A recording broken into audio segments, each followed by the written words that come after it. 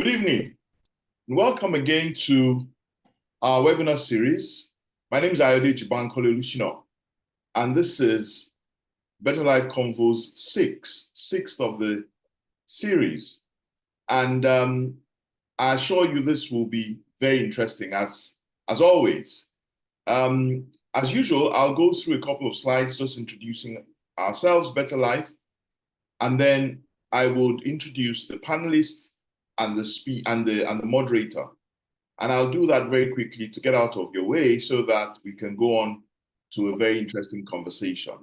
You can ask questions in the Q&A, and you can ask questions ongoing. We'll pick those questions.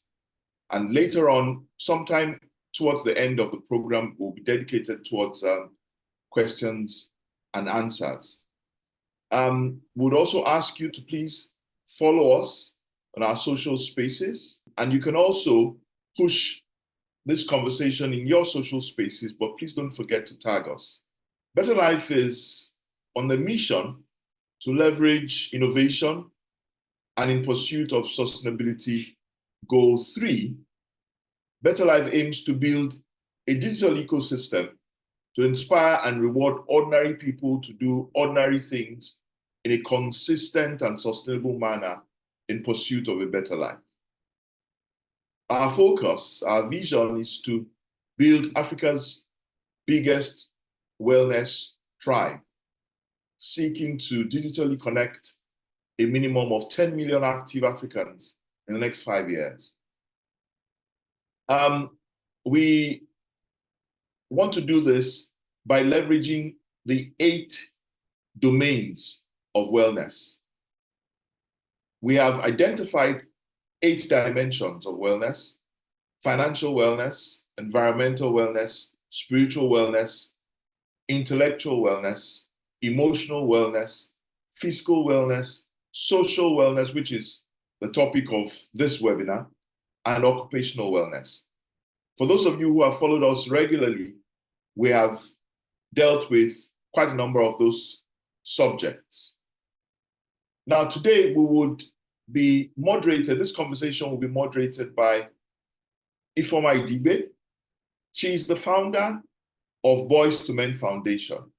She's an accomplished author, and I have a strong personal relationship with her, working with her as she deems fit in Boys to Men. And I'm very happy to have her moderate this conversation today. Our panelists are Afolashade Oshundosu. I have again, personal relationship with Afolashade. She was raised in a conservative family. Those were the very first place of her socialization. She's the last in her family, and she has a very interesting contribution to make to this conversation. The next person, or the next panelist, is Ayobami Akinode Olunloyo. Ayobami is also a very close personal friend of mine and brother. He is the 7th of 8 children, and his siblings are also from different generations. And he also has some very interesting perspective to share in this webinar. The last but not the least in the panel team is my son, Teniola Bankole Lushino. Now, Teniola challenges me and inspires me as a young man. He has very interesting perspectives to share about the human connection being core to our development. But without much ado, I'll get out of the way so that this webinar can go on as planned. I'll yield to Mrs. Idigbe. Thank you. Thank you very much, Ayodeji. And I'd like to thank all the people who have joined to be part of this conversation. I'd like to start with a quote, which is credited to Pope Francis, which interestingly, I came across just a couple of days ago this week. And it says, "We need a new bond between the young and the elderly. May those with more life experience What are the shoots of hope of those who are still growing? May we come to know the beauty of life and build a fraternal society. I think there are a number of key words here which totally capture what we're talking about today. The idea of a bond between the young and the elderly, the idea of more life experience, watering the shoots of hope. So that's about connectedness of those who are still growing, and the idea of building a fraternal society. And so that's really what social well-being is all about, fostering intergenerational connections. And that's our topic for today. Now, this is a really important topic, and a couple of things come to my mind. The first is this: emotional security is built on the basis of the connections that we make and the experiences we have from those connections. And the first connections we have are with family. Emotional security is also the foundation of the relationships we're going to have with other people. And so the quality of our relationships with other people is based on our own emotional security. Social well-being is a function of emotional security. And so if you look at the fact that the first connections are intergenerational, it brings full circle this topic: intergenerational social connections for our well-being. And that's exactly what we're talking about today. Now, it appears to me that we have 4 generations. And so the panel itself, the constitution of the panel, speaks to what we're talking about. We have Gen Z, we have the millennial, we have Gen X, and people don't talk about Gen X very often, very much these days. We're consumed by millennials and Gen Z. And then there's the baby boomer baby boomer too, and that's me. And so I'm at the top of the age ladder in this conversation. And that's really interesting, because the issue is now, does it mean we have disparate views? Does it mean that we can't come together to agree on certain things? We're going to find out about that. Now, we're going to be talking about different intergenerational connections. And I'd like to just establish them so that we go along, and as I ask the questions, we understand what it is we're trying to find out. The first is family, parents and older sibling, much older sibling for that matter. The second is school, seniors, juniors, teachers. Those are all different generations. The third is work, the workplace. You have your junior colleagues, your senior colleagues, and you have your bosses. And then we have friendships. Friendships, you have younger friends, older friends, and all of those things are intergenerational. And so as I was thinking of this, I also asked myself, what role does gender play in these relationships?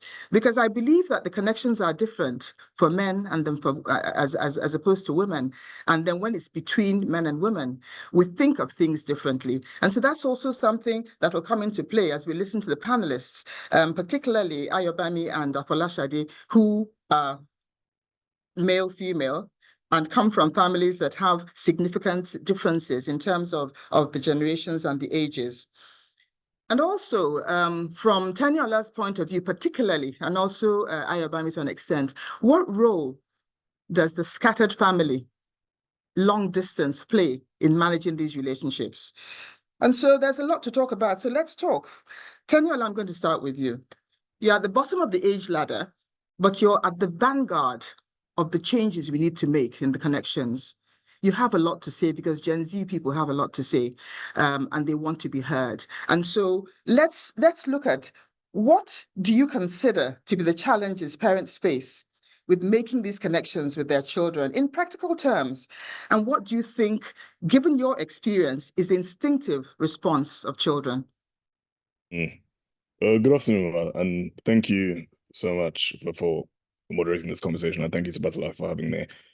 I think it's a loaded question, because I must say the first thing I probably need to get out of the way is that there's no one size fits all, right? So there's no one answer that would be generally applicable to every single situation of every single family. But I think sometimes when it comes to parents and children and relating generally, but also particularly in the context of where you're trying to foster that connection to begin with, I think something that has the potential to be difficult to navigate is how one-sided that relationship can be to begin with.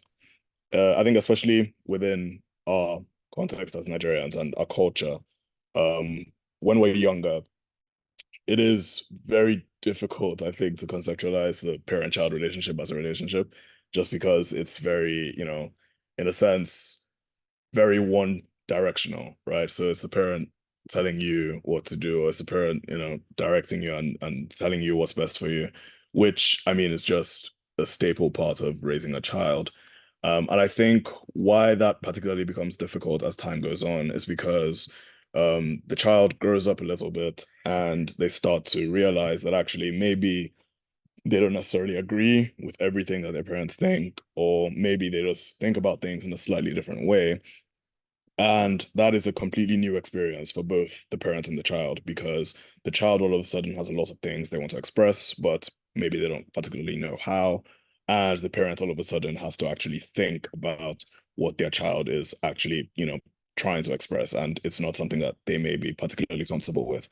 So I think just that kind of new experience for both sides, where the child is growing and they have things they want to express, but may not know how, and the parent is all of a sudden getting feedback and they're not entirely sure how to deal with that, is something which makes it difficult sometimes. And what is important is that both sides are able to give each other a lot of grace through that learning experience.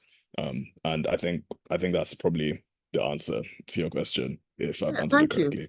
That's a good answer, because there are two things that I take from it in particular. One is the cultural dimension in terms of national culture, because we have high power distance, the cultural dimension that was prescribed by Hofstede, who was a Dutch social psychologist, and it's the idea that when I'm older than you, you have to respect me and you have to do what I say, and that also brings to mind the power dynamics in a vertical relationship, which is to say, you feel I have to do what you say because you have the power over me and you can control what I do.